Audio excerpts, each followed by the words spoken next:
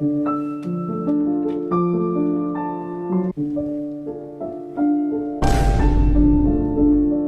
Joshua Kian Aalampour is currently a 24-year-old self-taught classical composer, pianist, and of course, car enthusiast. Now, Aalampour has gained wide recognition over the last few years on social media, garnering over 1.1 million followers on Instagram, nearly 600,000 monthly listeners on Spotify, and over 100,000 on YouTube.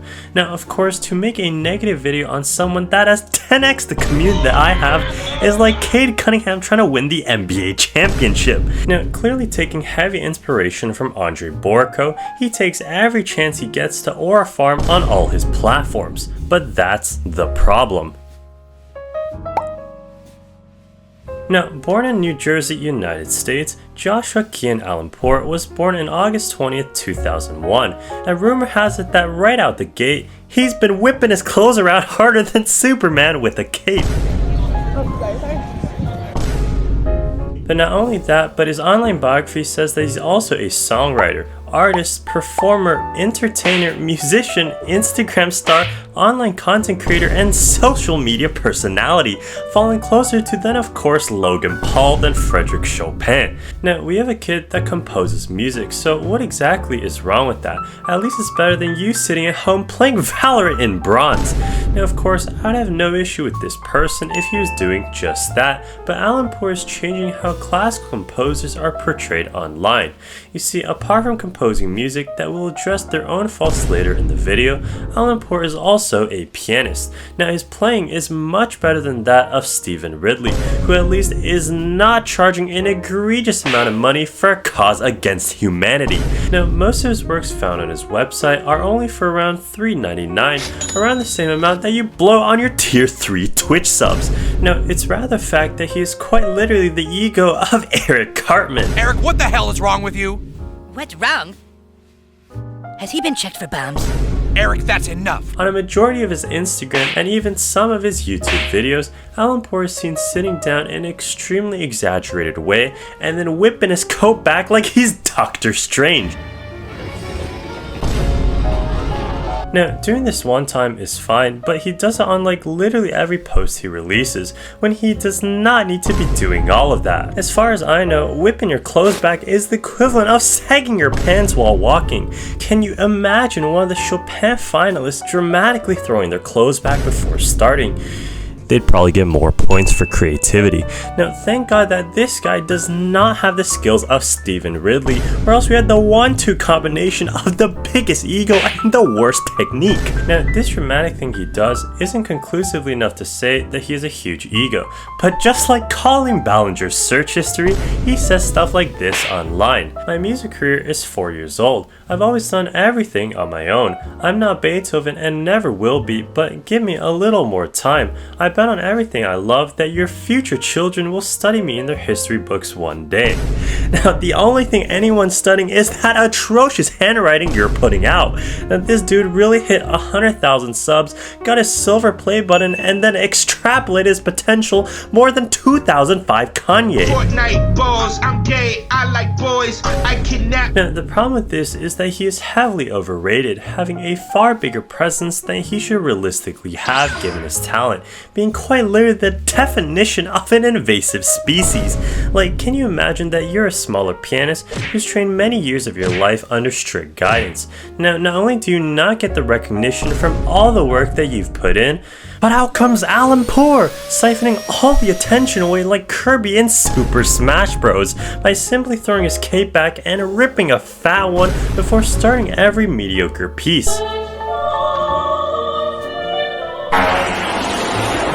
Now, if you think I'm smoking a fat one right now and that there is no way that someone with over 100,000 followers can pull this off, search up Aalampour right now and go to the first Reddit post titled, "Are People Overrating Aalampour?" Now, once you filter out most of and by most of I mean all of the casual listeners, you're left with several very angry pianists and classical musicians. Probably the cringiest content creator I've ever seen. Trust me, this dude gets a lot of hate from anyone who actually knows what they were talking about. Instagram isn't a gauge of who is the best composer. Yeah, his understanding of harmony is so crushingly boring, and his whole persona is made to make him feel good about himself. I'm a performing classical musician, 33 male, and never heard of him. Take a look, and yeah, it's not great. He's just another casualty of the Dunning-Kruger effect. Move on and don't waste your time. This guy is not impressing nobody. I'm very glad you won that fight, Matt, but I'm not impressed by your performance. Now, apart from this ludicrous demeanor, Aalampour goes to great lengths to portray himself under the subculture known as dark academia, essentially goths but slightly more romantic. Now, while in most Asian households you will find a tablecloth on top of the piano to protect from the dust, maybe even some baby pictures to remind yourself how ugly you are, on Aalampour's piano there is an entire library. You will find not only the first, but second, third, whole book series on Harry Potter on his piano. Now, credit to this other YouTuber, Brady Schultz, for pointing this out, but contrary to the state his piano's in, his room is extraordinarily clean. So why on earth did he pile several hundred pounds of books and dress like he attends Hogwarts to every single video? It all just seems like a complete setup to portray him as this mysterious, empowering, and commanding figure. Now, the largest elephant in the room by far is probably the part where he's actually composing music. Now, whether you consider him a pianist, entertainer, or talentless, he most definitely thinks of himself as a composer first, dedicating his entire Spotify page and a large majority of his YouTube to works he's done on his own.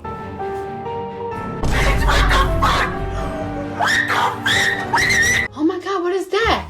Oh my god! What is that? Now, Aalampour should consider pivoting his career to a doctor the way I can't read shit. Now, correct me if I'm wrong, but isn't the entire point of composing to literally write music for others to play? So how on earth is anybody but himself supposed to read anything? Now, together with the stage room and the exaggerated swagger of a black teen, falling into a headfirst dive is just full of the exaggerated swagger of a black teen. It gives me goosebumps every time he does it. Aalampour seems to know very well what he's doing, fully aware that not a single soul on this earth can read what he's writing. Now, another note I want to make is that some of his posts are just sometimes really off topic, and by off topic I mean just straight up irrelevant to composing. Think of the last time you've seen your favorite classical composer pull up in a BMW i8. Yeah, that's never happened before until Aalampour. Now, the sheer confidence radiating off this man is absolutely off the charts. If you think that's the only thing deviating from music, you also forgot that he's a self-proclaimed mathematician, that he taught himself everything to a significant degree, like he's the rebirth of Ramanujan. Now, titled the Cross-Universe Symbolic Regression Tournament, this 20-page paper has been shot on by more PhD students than birds at a beach. Oh my god. Now, found under the subreddit of NowR/math, we can see more experts tearing apart Aalampour's paper. Just giving the paper a cursory glance, the approach is pretty bad. Overfitting with models is to be avoided, not celebrated, and certainly not creating a bunch of overfitted models and figuring out which one is the quote-unquote least overfit. Moreover, as someone with a PhD in algebra, this is not the way to determine natural laws and theorems.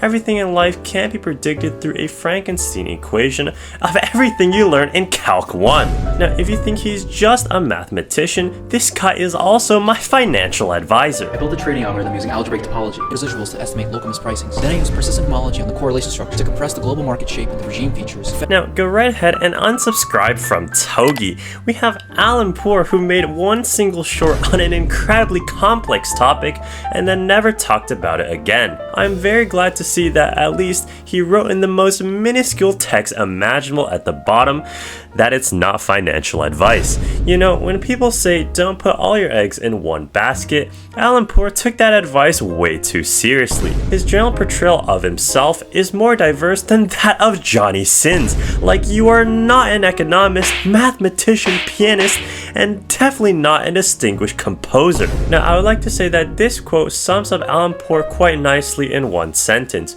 wide as an ocean and deep as a puddle.